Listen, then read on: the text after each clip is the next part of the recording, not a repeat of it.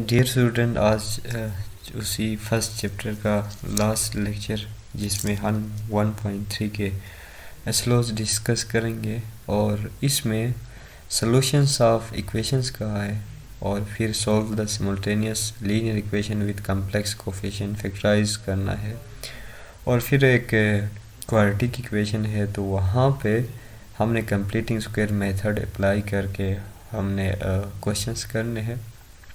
तो इसमें 1.3 में सॉल्यूशंस ऑफ इक्वेशन का है, लेकिन इस वक्त जो कोफिशिएंट है वो कॉम्प्लेक्स नंबर है, क्योंकि इक्वेशंस तो सॉल्व करना पहले टॉपिक्स में भी हमने सीखा है, बट यहाँ पे क्या है कि कॉम्प्लेक्स नंबर्स हमारा चैप्टर है, तो कॉम्प्लेक्स कोफिशिएंट अगर है तो हम उसको कैसे सॉल्व करें। तो फर्स्ट 1.3 में कह रहा है कि कॉम्प्लेक्स कोफिशिएंट अगर हो और आपको उसको फैक्टराइज करना है,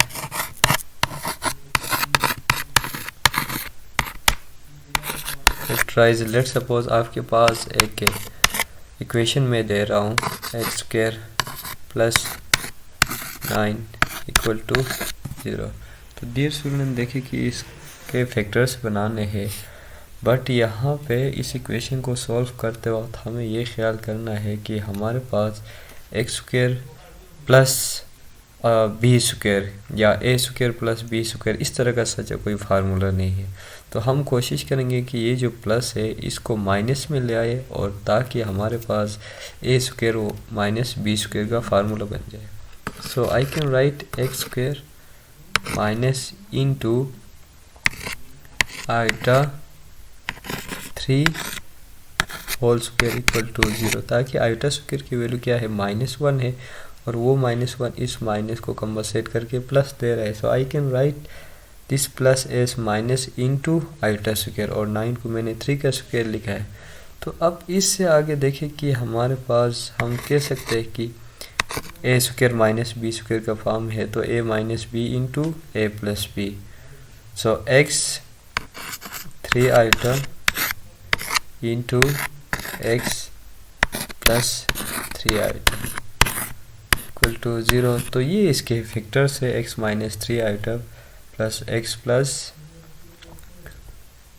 3 आइटा। इसी तरह अगर x² + 4 = 0 है, तो यहाँ पे भी देखिए कि मैं अगर इसको करूँ तो x - 2 आइटा होल स्क्वायर कर सकता हूँ।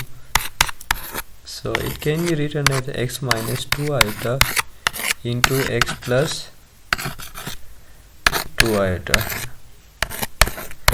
a² - b² is equal to a - b into a + b के फार्मूले से हम इसको एक्सपेंड कर सकते हैं। तो इसमें एक ये कॉन्सेप्ट है। देन अगर हम उसी एस्लोज की हम बात करें तो मैं कोशिश करूँगा सारे जो एस्लोज है उनका एक पूरा जो कॉन्सेप्ट है इसी लेक्चर में दे दूँ।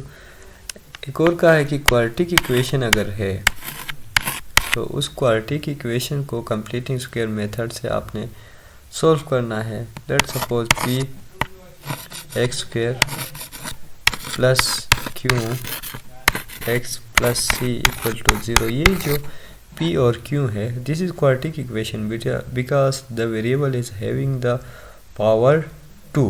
यहाँ पे हाईएस्ट पावर 2 है और इनकी कोफिशिएंट यहाँ पे कहा है कि अगर कॉम्प्लेक्स है तो फिर हम इसको कैसे करें।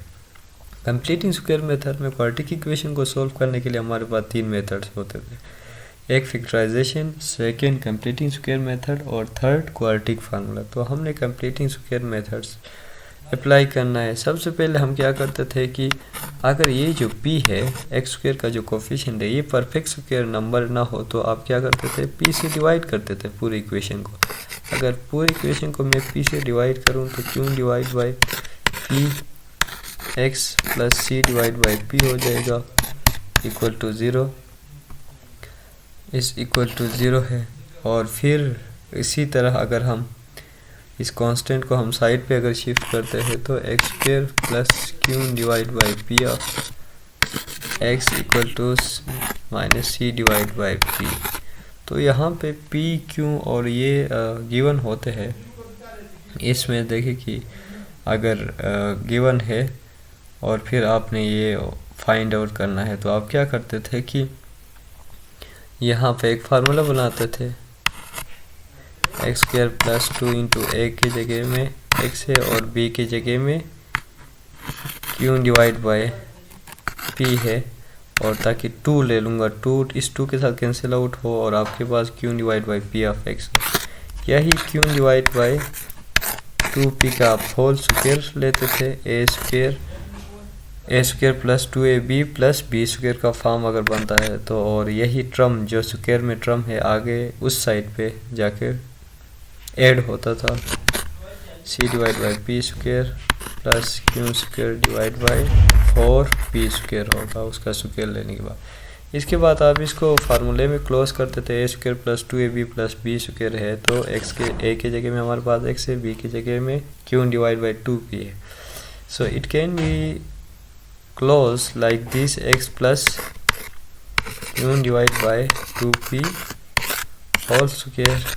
उसके बाद राइट साइड पे आप एलसीएम लेते हैं और फिर taking root on both side करके x के वैल्यूज फाइंड आउट करते हैं। ये कंप्लीटिंग स्क्वायर मेथड आप एक दफ़ा गो थ्रू करें, और इसमें वही मेथड है जो कि क्लास 10th में आपने सीखा है, और आगे क्वाड्रेटिक इक्वेशन में ये मेथड दोबारा से रिवाइज होना है।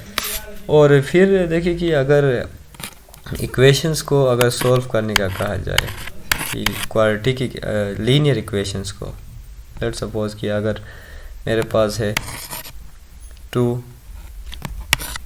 Iota x plus y is equal to 1, x plus 3 iota y is equal to 2। और इसमें हम क्या करते हैं कि अगर हमने x को एलिमिनेट करना है तो इक्वेशन 2 को हम किस से मल्टीप्लाई करेंगे, 2 आयोटा से मल्टीप्लाई करेंगे। इक्वेशन 1 को मैं उसी तरह ही लिख रहा हूँ, और 2 को मैं 2 आयोटा से मैं अगर मल्टीप्लाई करूँ तो ये 6 आयोटा स्क्वायर होगा, और यहाँ पे फिर 2 आयोटा है तो 4 आयोटा। इसके बाद देखिए कि हमने करना क्या है कि आप साइन चेंज करके ये कैंसिल आउट होगा, और यहाँ पे आप -6 है आयोटा स्क्वायर की वैल्यू, क्योंकि 2 आयोटा से मल्टीप्लाई किया है तो -6 है तो वो अगेन प्लस ही होगा। सो प्लस 6y और ये फिर 7y equal to 1 plus 4 iota. यहाँ से आप y निकाल सकते हैं, y आपके पास क्या आएगा 1 प्लस 4 आयोटा डिवाइड बाय 7।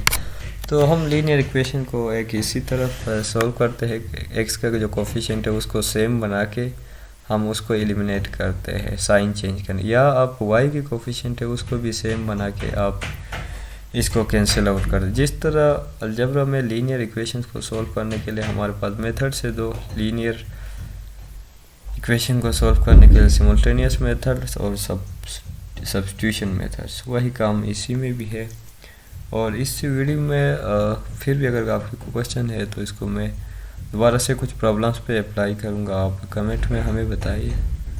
और आज के लिए इतना, अगले जो हमारा लेक्चर है उसमें हम न्यू चैप्टर शुरू करने जा रहे हैं। तो आज के लिए इतना ही, थैंक यू।